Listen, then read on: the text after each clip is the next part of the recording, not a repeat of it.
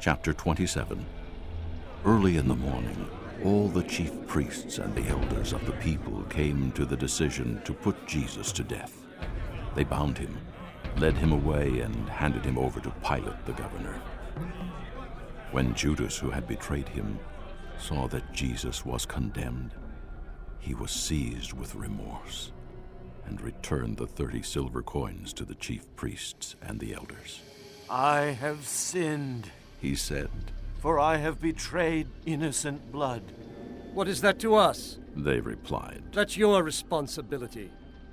So Judas threw the money into the temple and left. Then he went away and hanged himself. The chief priests picked up the coins and said, "It is against the law to put this into the treasury, since it is blood money." So they decided to use the money to buy the potter's field as a burial place for foreigners. That is why it has been called the Field of Blood to this day. Then what was spoken by Jeremiah the prophet was fulfilled. They took the 30 silver coins, the price set on him by the people of Israel, and they used them to buy the potter's field, as the Lord commanded me. Meanwhile, Jesus stood before the governor, and the governor asked him, "Are you the king of the Jews?" "Yes, it is as you say." Jesus replied. When he was accused by the chief priests and the elders, he gave no answer. Then Pilate asked him, "Don't you hear the testimony they are bringing against you?" But Jesus made no reply, not even to a single charge, to the great amazement of the governor. Now it was the governor's custom at the feast to release a prisoner chosen by the crowd. At that time they had a notorious prisoner called Barabbas. So when the crowd had gathered, Pilate asked them, "Which one do you want me to release to you? Barabbas or Jesus, who is called Christ?" For he knew it was out of envy that they had handed Jesus over to him. While Pilate was sitting on the judge's seat, his wife sent him this message: "Don't have anything to do with that innocent man, for I have suffered a great deal today in a dream because of him." But the chief priests and the elders persuaded the crowd to ask for Barabbas and to have Jesus executed. "Which of the two do you want me to release to you?" asked the governor. "Barabbas!" They answered. "What shall I do then with Jesus, who is called Christ?" Pilate asked. They all answered, "Crucify him!" "Why? What crime has he committed?" asked Pilate. But they shouted all the louder, "Crucify him!" When Pilate saw that he was getting nowhere, but that instead an uproar was starting, he took water and washed his hands in front of the crowd. "I am innocent of this man's blood," he said. "It is your responsibility." All the people answered. "Let his blood be on us!" "And on our children!" Then he released Barabbas to them. But he had Jesus flogged and handed him over to be crucified. Then the governor's soldiers took Jesus into the praetorium and gathered the whole company of soldiers around him. They stripped him and put a scarlet robe on him, and they twisted together a crown of thorns and set it on his head. They put a staff in his right hand and knelt in front of him and mocked him. "Hail, King of the Jews!" they said. They spit on him and took the staff and struck him on the head again and again. After they had mocked him, they took off the robe and put his own clothes on him. Then they led him away to crucify him. As they were going out, they met a man from Cyrene named Simon, and they forced him to carry the cross. They came to a place called Golgotha, which means the place of the skull.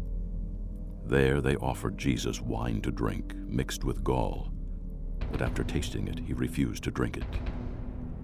When they had crucified him, they divided up his clothes by casting lots, and sitting down they kept watch over him there. Above his head they placed the written charge against him, "This is Jesus, the King of the Jews." 2 robbers were crucified with him, one on his right and one on his left. Those who passed by hurled insults at him, shaking their heads and saying, "You who are going to destroy the temple and build it in 3 days, Save yourself! Come down from the cross if you are the Son of God. In the same way, the chief priests, the teachers of the law, and the elders mocked him. He saved others, They said, but he can't save himself. He's the King of Israel. Let him come down now from the cross, and we will believe in him. He trusts in God. Let God rescue him now if he wants him, for he said, I am the Son of God. In the same way, the robbers who were crucified with him also heaped insults on him. From the 6th hour until the 9th hour, darkness came over all the land. About the 9th hour, Jesus cried out in a loud voice, Eloi! Eloi! Lama sabachthani! which means, My God, why have you forsaken me? when some of those standing there heard this, they said, He's calling Elijah. Immediately, one of them ran and got a sponge. He filled it with wine vinegar, put it on a stick, and offered it to Jesus to drink. The rest said, Now leave him alone. Let's see if Elijah comes to save him. And when Jesus had cried out again in a loud voice, he gave up his spirit.